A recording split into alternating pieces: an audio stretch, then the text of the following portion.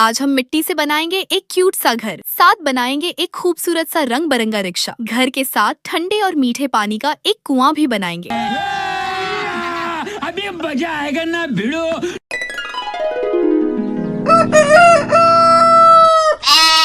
हम गुलाबी रंग की मिट्टी से अपना खूबसूरत सा घर बनाएंगे। साथ बनाएंगे एक पेड़ जिसके ऊपर चिड़िया का घोंसला भी होगा, एक छोटा सा पंखा जो चलता कम है और बिजली का बिल ज्यादा बनाता है, पंखे के साथ रखेंगे। नानी जान के लिए एक पलंग, फिर बनाएंगे एक रंग बिरंगा रिक्शा जिस पर बैठकर हम बाजार से शॉपिंग करने जाएंगे। तो चलिए जी, सबसे पहले हम गुलाबी मिट्टी से अपना प्यारा सा घर बना लेते हैं। पहले मिट्टी को बेल लेंगे, फिर उसको चारों तरफ से कट करके एक दीवार की शक्ल का बनाएंगे। ये हमारे घर की सामने वाली दीवार बन जाएगी जिसमें हम रह तो नहीं सकते, लेकिन अपने ख्वाबों का घर तो बना ही सकते हैं, क्योंकि लोग कहते हैं जिंदगी सिर्फ 4 दिन की होती है। तो मैंने सोचा कि अगर जिंदगी सिर्फ 4 दिन की ही होती है तो फिर इस तरह तो एक दिन पैदा होने और बचपन में निकल गया, दूसरा दिन पढ़ाई में निकल रहा है, फिर तीसरा दिन कमाई में निकल जाना है और चौथे दिन तो मर जाना है। तो सोचा क्यों ना आज अपना ड्रीम हाउस ही बना ले। इसके बाद हम अपने घर की खिड़कियां बनाएंगे, जिसके लिए नीली मिट्टी को लंबा बेल लेंगे और एक चौकोर कटी हुई शीट को साथ चिपका देंगे। यह शीट लेने के लिए आपको बाजार नहीं जाना पड़ेगा, ये आपको किसी भी गत्ते के डब्बे के साथ चिपकी हुई बड़ी आसानी से मिल जाएगी। बस आपको नजर रखनी है कि जब भी घर में कोई खास चीज आए जिसके गत्ते के डब्बे में यह शीट लगी हो, जैसे परफ्यूम या कोई डेकोरेशन पीस आदि, तो आपने चुपके से वहाँ से निकाल लेनी है और अपने घर की खिड़की में चिपका देनी है। इस तरह आपके पैसे भी बच जाएंगे और आपके ड्रीम हाउस की खिड़की भी एकदम ऐसे बनेगी जैसे इसमें शीशा लगा हुआ हो। फिर घर की बाकी दीवारें भी साथ जोड़ देंगे और ऊपर छत भी लगा देंगे। इसके बाद सफेद मिट्टी की छोटी छोटी गोलियां बनाकर ऊपर से दबा लेंगे और इन सफेद गोलियों को छत के ऊपर चिपका देंगे। इस तरह हमारे घर की छत जरा स्टाइलिश सी बन जाएगी। अब चाहे आंधी आए या सैलाब, हमारे घर के अंदर से कोई कुछ नहीं बिगाड़ सकता। हाँ, अगर आंधी छत को ही उड़ा कर ले जाए तो अलग बात है। अब हम अपने घर के लिए एक मजबूत सा गेट बनाएंगे। गेट बनाने के लिए लाल रंग की मिट्टी को थोड़ा लंबा बेला, अब एक साइड को कैंची से कट कर लेंगे। फिर ब्राउन मिट्टी की एक लंबी पट्टी बनाकर साथ लपेट देंगे। फिर दरवाजे के अंदर की तरफ डिजाइन बना लेंगे। वैसे ये गेट बनाते बनाते मेरे जहन में एक पहेली आई है। मैं आपसे एक पहेली पूछूंगी, आप इसका आंसर कमेंट में बताना। जो सबसे पहले आंसर देगा इसका आंसर हम कमेंट सेक्शन में पिन कर देंगे। पहेली ये है कि वो कौन सा गेट है जिसमें से कोई बंदा गुजर नहीं सकता। अभी मजा आएगा ना भिड़ो। अब हम ग्रीन मिट्टी से अपने घर की हर तरफ हरी हरी घास लगा देंगे। ये घास लगाने के बाद बस ये याद रखना कि इसको पानी बिल्कुल नहीं लगाना, वरना घास का तो पता नहीं लेकिन घर जरूर पानी में बह जाएगा। अब हम पीली मिट्टी से घर के बाहर का फर्श बनाएंगे। घर को फर्श के ऊपर रखकर साइड से जरा सा कट कर लेंगे और फिर घर का दूसरा पोर्शन भी साथ लगा देंगे। ये हमारा स्टाइलिश सा घर बन गया है। अब हम इसके बाहर की तरफ एक बाउंड्री लगाएंगे ताकि कोई कुत्ता बिल्ली रात को अंदर ना घुस जाए। बाउंड्री के लिए हम पर्पल मिट्टी यूज करेंगे। छोटी छोटी सलाखें बनाकर थोड़े थोड़े फासले से चिपकाएंगे। ये ना हो कि कोई चोर रात को छलांगे मारता फिरे और कूद कर अंदर घुस आए। हाँ, कोई जिन या भूत घुस जाए तो उसकी कोई गारंटी नहीं। अब बाहर की तरफ सफेद मिट्टी की रस्सी बनाकर सलाखों के साथ बांध देंगे। अब ये हमारा प्यारा सा घर बनकर तैयार है। जितने लोग मर्जी इसमें रह ले, कम नहीं पड़ने वाला।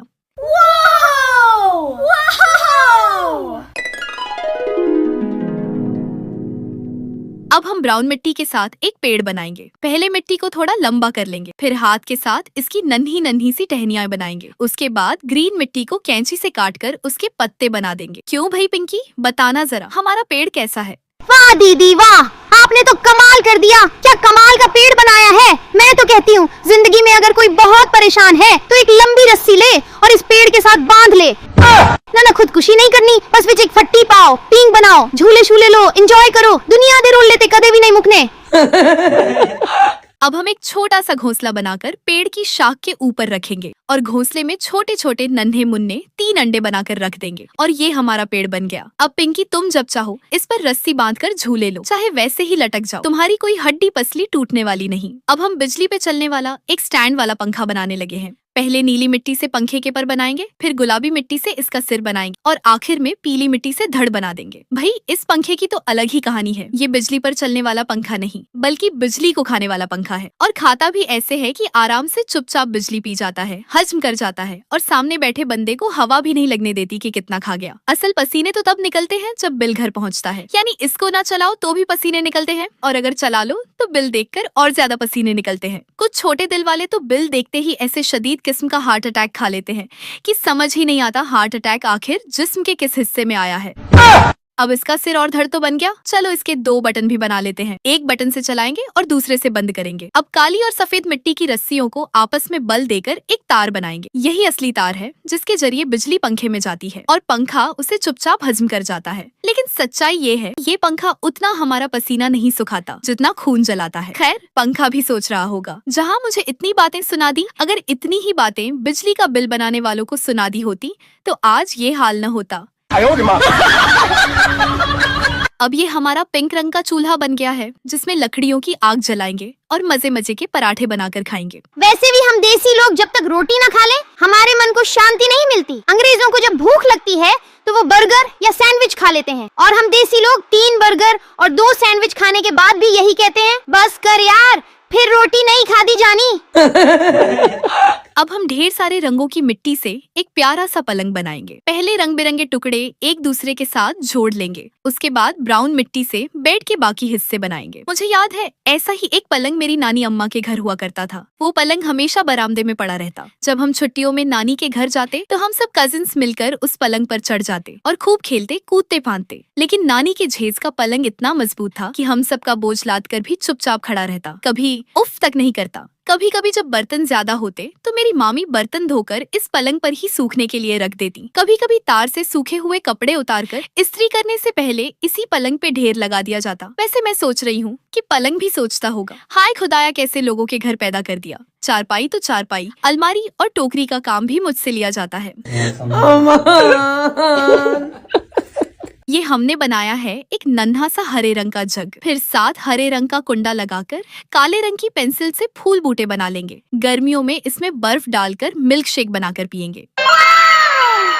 अब हम बनाने लगे हैं अपनी प्यारी सी सवारी। जी हाँ, अब हम बनाएंगे एक क्यूट सा रिक्शा। सबसे पहले हम मिट्टी से रिक्शे में सवारी बैठाने की जगह बनाएंगे। इसके लिए एक चौकोर टुकड़े के साथ एक लंबा टुकड़ा चारों तरफ से चिपका देंगे। फिर काली मिट्टी को लंबा करके उसको भी साथ चिपका देंगे। वैसे एक बात तो है, दुनिया में आप जहाँ मर्जी चले जाओ, चाहे बड़ी से बड़ी गाड़ी में बैठो, ट्रेन में बैठो या फिर जहाज और हेलीकॉप्टर में ही क्यों ना बैठ जाओ, लेकिन जो मजा रिक्शे में बैठने का है वो किसी और चीज में नहीं।